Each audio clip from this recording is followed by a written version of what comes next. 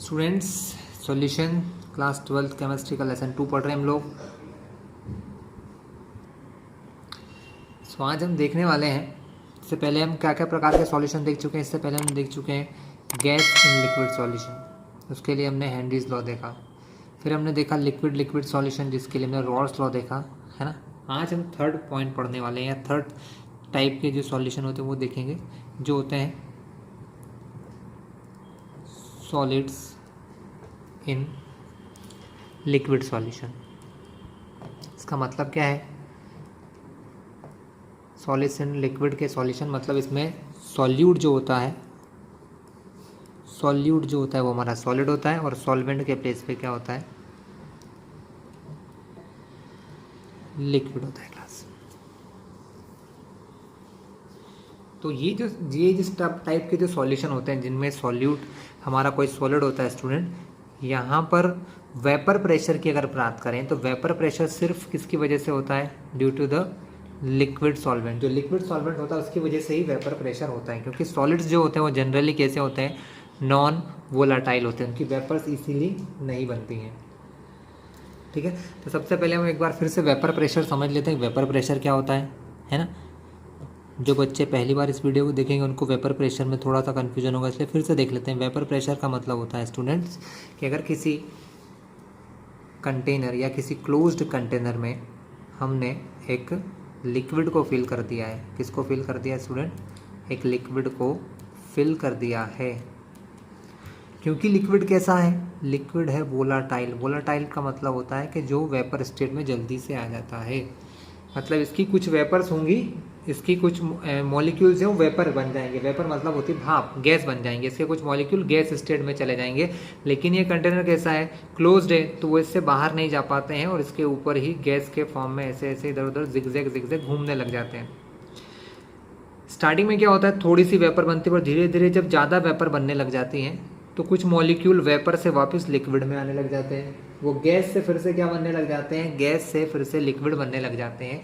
और एक टाइम ऐसा आता है जब जितने मॉलिक्यूल यहाँ से गैस बन के हैं, जितने मॉलिक्यूल यहाँ से वेपर बनने जाते हैं, उतने ही मॉलिक्यूल वहाँ से क्या कर लेते हैं स्टूडेंट? उतने ही मॉलिक्यूल वहाँ से वापस लिक्विड बन जाते हैं। इस कंडीशन को कहते हैं इक्विलिब्रियम। और उस कंडीशन में जो वेपर्स यहाँ प्रेजेंट होते हैं, वो वेपर्स इस लिक्विड की सरफेस पर जो प्रेशर अप्लाई करती हैं, that pressure is called the vapour pressure. उस प्रेशर को हम कहते हैं वेपर प्रेशर। ठीक है, सबसे पहले हमने पढ़ा था गैस के बारे में कि अगर किसी लिक्विड में कोई गैस डिजोल्व हो रही है तो गैस तो ऑलरेडी गैस वेपर ही होती है। ठीक है, उसके केस में कोई इशू नहीं था। सेकेंड केस हमने पढ़ा कि लिक्विड भी कुछ लिक्विड वोलाटाइल होते हैं। ठीक है, लेकिन जो सॉलिड्स हैं, सॉलिड्स तो जनरली कैसे होते हैं? सॉलिड्स होते हैं नॉन वोलाटाइल। ऐसा नहीं है कि हर एक सॉलिड नॉन वोलाटाइल होता, लेकिन ये मान के चलिए कि हम कह सकते हैं कि मैक्सिमम सॉलिड जो होते हैं वो नॉन वोलाटाइल होते हैं। वो ईजिली गैस स्टेट में नहीं आते हैं as compare to solvent. Solvent जितनी जल्दी गैस बन सकता है उतनी जल्दी ये गैस इस स्टेट में नहीं आते हैं। तो जब भी हम क्या करते हैं स्टूडेंट, किसी सॉलिड को किसी प्योर सॉल्वेंट के अंदर मिलाते हैं, जब भी मान लो, आप समझिए बात को, कि ये कोई क्लोज कंटेनर है, इसमें मैंने लिक्विड फिल कर रखा था, तो होता क्या है? सबसे पहले गैस कौन बनते हैं? जो सरफेस के एटम होते हैं, यहाँ पर जो एटम होते हैं वो क्या बनते हैं स्टूडेंट? गैस बनने जाते हैं। ठीक है, उसके बाद उनके नीचे वाले एटम्स, फिर उनके नीचे वाले एटम्स, ऐसे एटम्स और मॉलिक्यूल्स क्या होते हैं? गैसेस बन जाते हैं। अब अगर मैं इसके अंदर कोई सॉल्यूट मिला दूंगा, तो सॉल्यूट क्या करेगा? कुछ स्पेस सरफेस का, ये जो इतनी सरफेस है, इस सरफेस का कुछ हिस्सा वो सॉलिड भी घेर लेगा। वो सॉलिड भी क्या करेगा? इसकी कुछ जगह को, कुछ स्पेस को ऑक्यूपाई करेगा। इसके ऊपर जितनी जगह है उसके अंदर थोड़ी बहुत जगह में तो सॉलिड के एटम्स या मॉलिक्यूल्स भी रहेंगे, और वो एटम्स या मॉलिक्यूल क्या करते हैं? वो गैस नहीं बनते हैं। इसका मतलब अब सॉलिड के मिलाने पर, एक नॉन वोलाटाइल सॉलिड के मिलाने पर क्या हो रहा है? नॉन वोलाटाइल सॉल्यूट के मिलाने पर यह हो रहा है कि जो सॉल्वेंट के मॉलिक्यूल्स हैं जो गैस बन सकते हैं, जो सॉल्वेंट के मॉलिक्यूल्स गैस बन सकते हैं, उनके नंबर कम हो जाएंगे। मतलब पहले सपोज एग्जांपल के x कुछ एटम्स हैं वो गैस बन रहे थे, तब उससे x से थोड़े कम ही गैस बनेंगे, क्योंकि कुछ एटम की जगह पर तो कौन आ गए हैं? सॉलिड के एटम्स आ गए। इसलिए क्या होता है कि किसी भी लिक्विड का वेपर प्रेशर डिक्रीज हो जाता है जब उसके अंदर हम क्या मिलाते हैं, जब हम उसके अंदर मिलाते हैं नॉन वोलाटाइल सॉल्यूट। जब उसके अंदर नॉन वोलाटाइल सॉल्यूट मिलाया जाता है तो उसका वेपर प्रेशर डिक्रीज हो जाता है। The vapour pressure of solution is due to only solvent, मतलब इस टाइप के जो सॉल्यूशन होते हैं जिनके अंदर एक सॉलिड होता है ना, उनका जो वेपर प्रेशर है, सॉल्यूशन का वेपर प्रेशर, वो सिर्फ सॉल्वेंट के वेपर प्रेशर पर डिपेंड करता है, क्योंकि सॉल्यूट तो कैसा होता है, नॉन वोलाटाइल होता है स्टूडेंट। ठीक है, चलिए आगे की ओर चलते हैं। इसको हम बहुत डिटेल में पढ़ेंगे, बहुत सारी चीज़ें इनके बारे में हमारे पास, relative lowering of vapour pressure, elevation in boiling point, बहुत सारी चीज़ें पढ़ना है हमको इसमें आगे। ठीक है क्लास। अब इसके अलावा इसके बाद हमारी बुक में जो है वो आइडियल नॉन आइडियल सॉल्यूशन के बारे में बताया गया है। तो हम आइडियल नॉन आइडियल सॉल्यूशन को देख लेते हैं। आइडियल और नॉन आइडियल सॉल्यूशन क्या होते हैं, ये सब रॉल्स लॉ के अकॉर्डिंग चलते हैं। लिक्विड और लिक्विड के जो सॉल्यूशन होते हैं student, ideal non ideal solution किसके लिए होते हैं, for liquid in liquid solution. Liquid in liquid solution की दो क्लास है, ideal solution and non ideal. हम दोनों को ध्यान से देखते हैं, आइडियल क्या होते हैं और नॉन आइडियल क्या होते हैं। आइडियल सॉल्यूशन वो होते हैं students that obey the Rawls law. मैं कुछ पॉइंट्स लिख रहा हूँ, फिर आपको एक्सप्लेन भी करूँगा हर एक पॉइंट को। तो आइडियल सॉल्यूशन वो होते हैं विच ओबेज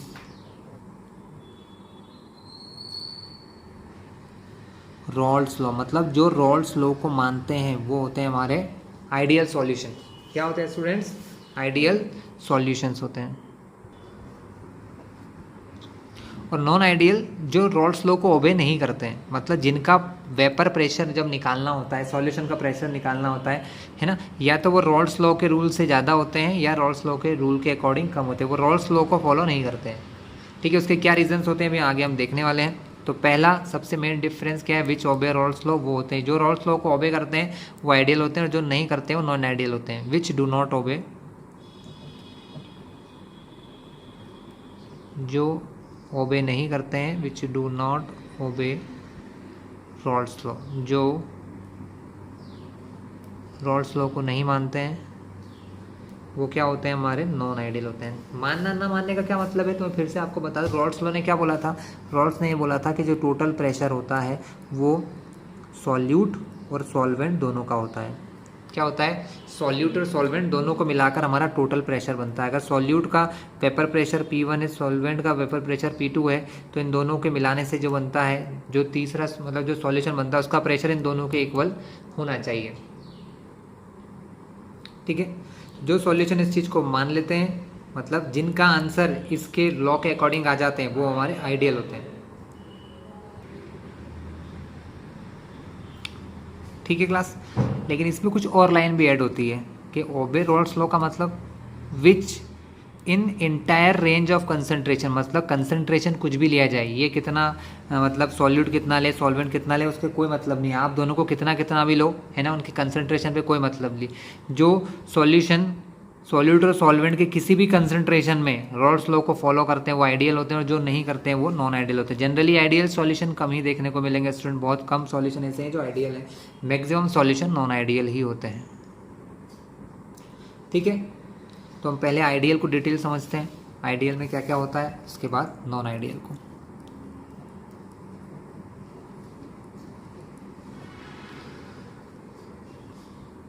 तो सर पहली बात जो हमने लिखी वो तो हमने समझ ली कि जो रॉल्स लॉ को फॉलो करे इन द एनी कंसंट्रेशन, जिसमें सॉल्यूट सॉल्वेंट कितना भी मिलाओ वो रॉल्स लॉ को फॉलो करेंगे, वो होंगे आइडियल। इसके अलावा दो इंपॉर्टेंट प्रॉपर्टी होती हैं, इनको कहते हैं delta H mixing is zero. H मतलब होती है एंथैल्पी, एच को हम क्या कहते हैं student, enthalpy. Delta H mixing कैसा होना चाहिए, जीरो होना चाहिए। डेल्टा एच मिक्सिंग का मतलब है कि सॉल्यूशन जब बने तो ना तो एनर्जी रिलीज़ हो ना ही एनर्जी एब्जॉर्ब हो। हम दो सॉल्यूशन को मिलाते हैं, वो एक दूसरे से मिक्स हो जाएंगे, ना हमको उनको एनर्जी सप्लाई करना है ना ही वो एनर्जी रिलीज़ करेंगे। मतलब जब दो सॉल्यूशन मिक्स होते हैं तो ना उनके अंदर से एनर्जी निकलेगी और ना ही एनर्जी कभी देना पड़ेगी। ठीक है, तो ऐसा कब होता है? जब दो जो लिक्विड हम मिलाते हैं उनके मॉलिक्यूलर फोर्सेस सेम होते हैं। क्या होते हैं स्टूडेंट? जो दो सॉल्यूट और सॉल्वेंट हम ले रहे हैं, सॉल्यूट और सॉल्वेंट जो हम ले रहे हैं, अगर उनके इंटर मॉलिक्यूलर फोर्सेस एक जैसे होते हैं, मतलब सॉल्यूट के मॉलिक्यूल्स, सॉल्यूट मान लो कि एक सॉल्यूट है ए, सॉल्वेंट है हमारा पी। अगर सॉल्यूट क्या होता है, पहले अलग अलग रहते हैं, मतलब सॉल्यूट का मॉलिक्यूल क्या करता है, सॉल्यूट के मॉलिक्यूल से जुड़ा रहता है, सॉल्वेंट का मॉलिक्यूल सॉल्वेंट से जुड़ा रहता है। तो पहले कौन सा मॉलिक्यूलर इंटरेक्शन रहता है? ए के मॉलिक्यूल ए से मिक्स रहते हैं, बी के मॉलिक्यूल बी से मिले रहते हैं। जब आप इन दोनों को मिक्स करके सॉल्यूशन बनाते हैं तो सॉल्यूशन के अंदर होते हैं ए बी। क्या होता है स्टूडेंट? ए बी होता है, कुछ ए भी होता है और कुछ बी भी होता है ना।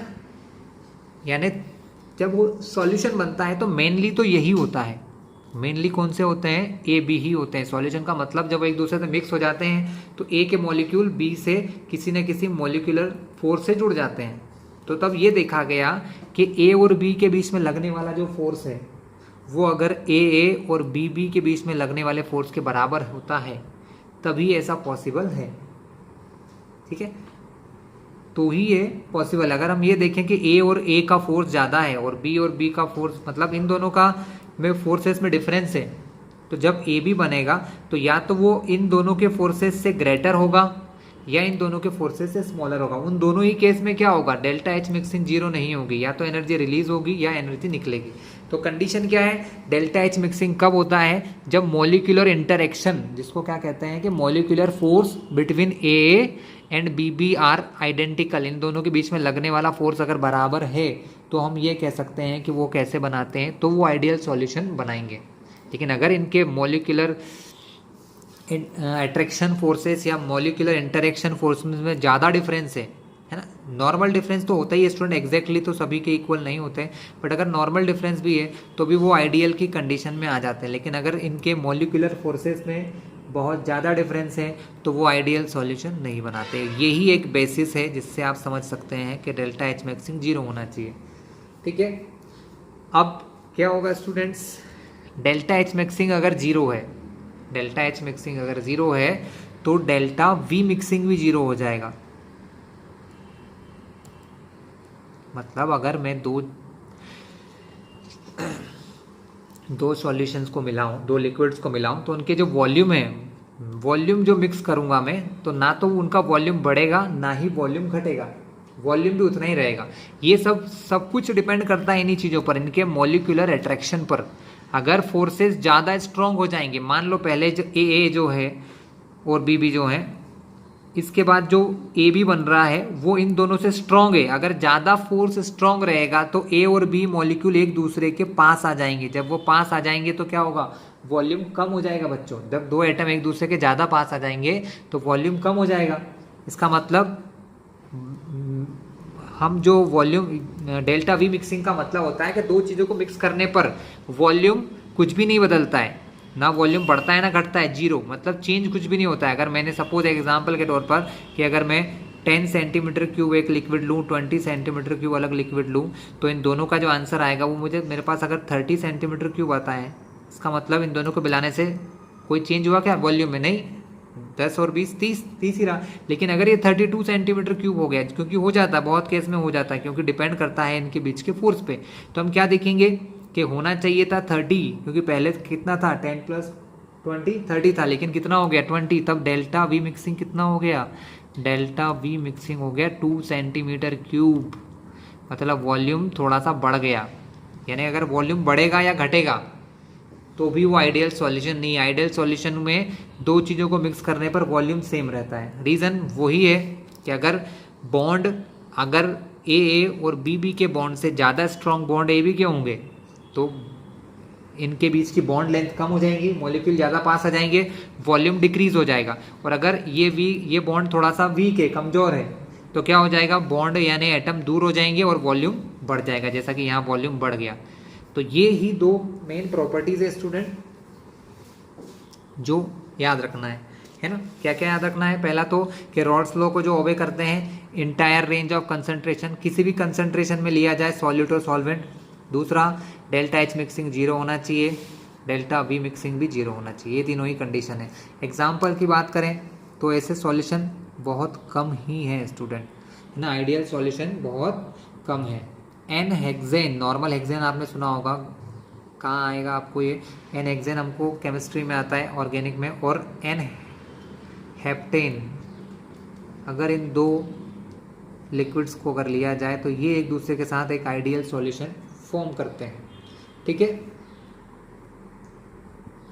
ब्रोमोमीथेन और क्लोरोइथेन, ठीक है। इस टाइप से बेंजीन, टॉलिन, ये कुछ ऐसे एलिमेंट, ऐसे कंपाउंड्स है जो एक दूसरे के साथ क्या करते हैं, आइडियल सॉल्यूशन बनाते हैं। लेकिन ये रेयरली ही है स्टूडेंट, मतलब कम ही मिलते हैं। ज़्यादा सॉल्यूशन कैसे होते हैं, नॉन आइडियल होते हैं। ज़्यादातर सॉल्यूशन कैसे होते हैं हमारे, नॉन आइडियल। तो हम डिटेल में समझते हैं नॉन आइडियल में क्या होता है। तो जो आइडियल का अपोजिट है वो है नॉन आइडियल। जो काम आइडियल सॉल्यूशन में होता है वो अगर नहीं होगा तो वो क्या बन जाएगा, नॉन आइडियल। तो पहला डिफरेंस तो मैंने लिखवा ही दिया था कि जो रॉल्स लॉ को फॉलो नहीं करते हैं, जो रॉल्स लॉ को फॉलो नहीं करते हैं वो होते हैं नॉन आइडियल। दूसरा, इनके अंदर delta H mixing not equal to zero, मतलब यहाँ आपको या तो एनर्जी की नीड होगी दो सॉल्यूशंस को, मतलब दोनों लिक्विड जो सॉल्यूट सॉल्वेंट है उनको मिक्स करने के लिए या तो एनर्जी देना पड़ेगी या फिर एनर्जी रिलीज होगी, यानी डेल्टा एच मिक्सिंग जीरो नहीं होगी, कुछ ना कुछ वैल्यू इसकी होगी, ठीक है। रीज़न साफ है आपके सामने। क्या साफ है कि अगर मान लो सॉल्यूट के मॉलिक्यूल्स में ए अट्रैक्शन फोर्स लग रहा है, ए और ए के बीच में जो अट्रैक्शन फोर्स लग रहा है, ये सॉल्यूट के मॉलिक्यूल्स हैं। सॉल्यूट के मॉलिक्यूल्स में अगर जो अट्रैक्शन फोर्स लगता है और सॉल्वेंट के मॉलिक्यूल में जो अट्रैक्शन फोर्स लगता है, अगर इनमें डिफरेंस है, अगर ये एक जैसा नहीं है, तो इनसे जो सॉल्यूशन बनेगा उसके अंदर कैसे मॉलिक्यूल अट्रैक्शन होंगे, ए का मॉलिक्यूल बी के पास जाएगा, तो ज़्यादातर मॉलिक्यूल कैसे होंगे, ए बी वाले होंगे। तो दो सिचुएशन होगी कि A B interaction is greater than A और बी बी, मतलब ये जो ए और बी के बीच में जो बॉन्ड बनेगा या मॉलिक्यूलर फोर्स लगेगा, है ना, ये मॉलिक्यूल एक दूसरे को जिस फोर्स से खींचेंगे या तो ए बी का ज़्यादा होगा या फिर ए और बी के लगने वाला फोर्स जो होगा वो इनसे कम होगा। दोनों ही कंडीशन में डेल्टा एच मिक्सिंग जो है या तो एनर्जी देना पड़ेगी या उससे एनर्जी रिलीज हो जाएगी, ये दो ही केस होते हैं। तो स्टूडेंट्स, इफ मॉलिक्यूलर इंटरेक्शन जो ए बी का है अगर ये वीक हो जाएगा, अगर ए और बी का जो मॉलिक्यूलर इंटरेक्शन है वो वीक होगा तो क्या होगा, इसके वीक होने से दो चेंजेस होंगे। पहला तो एनर्जी रिलीज़ होती है इसमें, इसके केस में एनर्जी रिलीज़ होती है, एनर्जी यहाँ से बाहर निकलती है, ठीक है, क्योंकि जितना वीक बॉन्ड होता है उसके अंदर से एनर्जी निकलती है। और बॉन्ड को स्ट्रॉन्ग करने के लिए अगर इससे ज़्यादा स्ट्रॉन्ग बॉन्ड ये है तो हमको एनर्जी देना पड़ेगी, हमको एनर्जी सप्लाई करना पड़ेगी। तो जब बॉन्ड वीक होता है तो एनर्जी रिलीज़ होती है और जब बॉन्ड स्ट्रॉन्ग होता है तो एनर्जी हमको सप्लाई करना पड़ती है।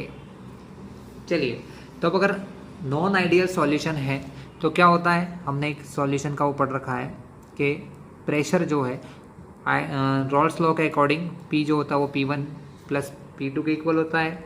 और इसको निकालने के लिए एक फॉर्मूला बनाया था, P1 not x1 plus P2 not x2। ये अगर रॉल्स लॉ को फॉलो करते हैं तो, लेकिन ये तो रॉल्स लॉ को फॉलो ही नहीं करते हैं क्योंकि कैसे हैं, नॉन आइडियल।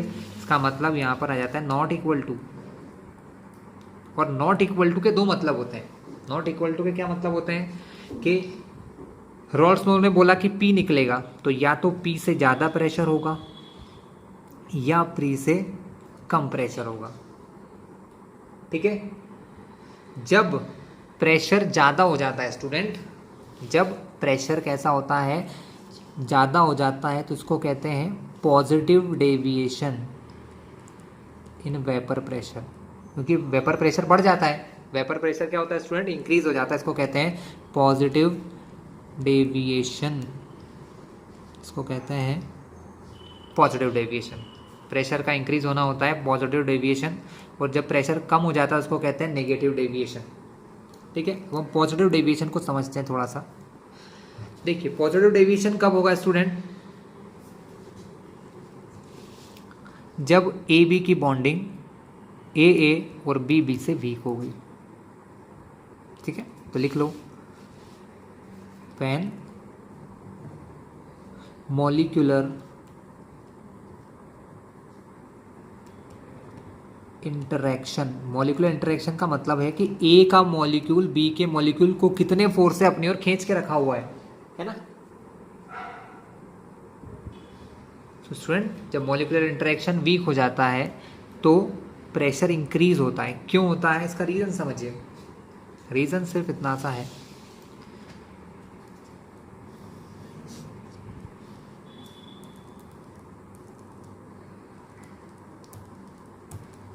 लिक्विड से गैस में के अंदर जब कोई मॉलिक्यूल जाता है, ठीक है, तो वो लिक्विड के बॉन्ड को तोड़ के जाएगा।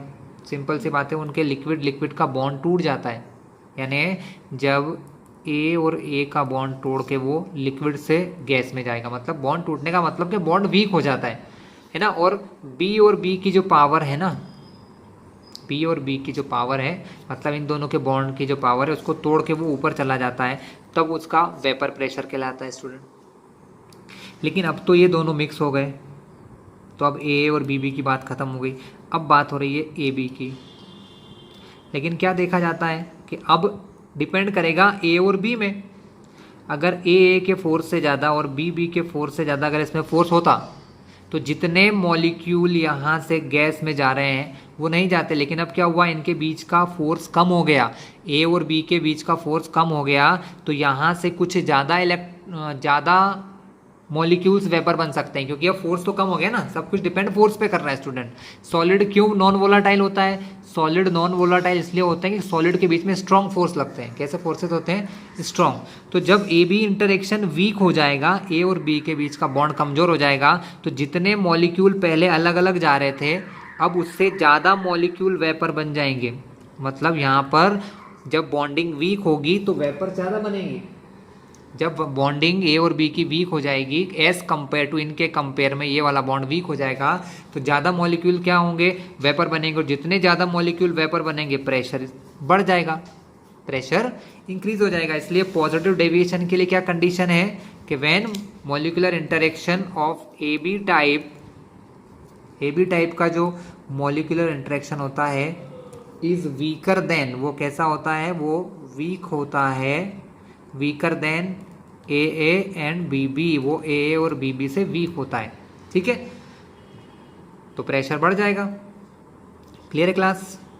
लेकिन प्रेशर बढ़ने से एक चीज़ अपोजिट होती है, प्रेशर अगर बढ़ेगा तो इसका वॉल्यूम डिक्रीज हो जाएगा, क्योंकि आपने एक रिलेशन पढ़ रखा है P is proportional to 1/B, कि प्रेशर बढ़ा तो वॉल्यूम कम होगा। तो ध्यान रखिएगा, जो पॉजिटिव डेविएशन होता है उनका वॉल्यूम डिक्रीज हो जाता है। पॉजिटिव डेविएशन वाले सॉल्यूशन का क्या होगा? वॉल्यूम डिक्रीज हो जाएगा, क्योंकि प्रेशर इंक्रीज होता है। ठीक है, सेकेंड समझेंगे अब नेगेटिव।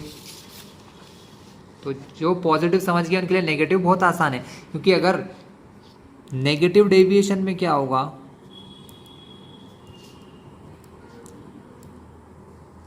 नेगेटिव डेविएशन में intermolecular force of attraction of A B type, A B का जो इंटरमॉलिक्यूलर फोर्स ऑफ अट्रैक्शन है वो इंक्रीज हो जाएगा। इंक्रीज होने से क्या होगा स्टूडेंट? ये इंक्रीज होने से वेपर प्रेशर डिक्रीज हो जाता है ना। ये इंक्रीज होने से क्या होगा? जो वेपर प्रेशर है डिक्रीज हो जाएगा। रीज़न साफ साफ है कि ज़्यादा मॉलिक्यूल्स अब वेपर स्टेट में नहीं जाएंगे, क्योंकि फोर्स बढ़ गया है, इसीलिए वेपर प्रेशर यहाँ पर कम हो जाता है। इसी को कहते हैं नेगेटिव डेविएशन। ठीक है, अगर पॉजिटिव समझ में आ गया तो नेगेटिव सेम वे का है स्टूडेंट, कोई डिफरेंस नहीं है, दोनों में कोई ज़्यादा डिफरेंस नहीं है। मैंने आपको एक डायग्राम या एक टेबल समझाई थी, याद करिए आप लोग। इस टाइप की कुछ टेबल थी कि सपोज यहाँ पर क्या है, यहाँ पर हमारा ओनली सॉल्वेंट है जिसका कंसंट्रेशन x1 है, और यहाँ पर सॉल्यूट 0 x2, x1 1 है और x2 हमारा 0 है। यहाँ पर x1 0 है और x2 1 है, मतलब यहाँ पर अकेला सॉल्वेंट है, तो ये उसका प्योर सॉल्वेंट का vapour pressure suppose P2 not. ये लाइन किसकी है? ये pure vapour pressure of solute है, जिसको P1 नॉट कहते हैं। इनको जोड़ के मैंने आपको ये सिखाया था कि ये जो वैल्यूज़ हैं, ये वैल्यू है P1 की, ये वैल्यू है P2 की, और जो सॉल्यूशन का प्रेशर होता है वो इन दोनों के बीच में ऐसा होता है। तो पॉजिटिव डेविएशन में क्या होगा, प्रेशर बढ़ जाएगा, तो ये लाइन कुछ ऐसी बनेगी। कभी भी कर्व बनाओगे तो कर्व कुछ ऐसा बनेगा। और जो नेगेटिव डेविएशन वाले होते हैं उनके लिए हमेशा कर्व नीचे की तरफ जाता है, मतलब प्रेशर जो है ये जो P निकलेगा ये रॉल्स लॉ के अकॉर्डिंग निकलेगा।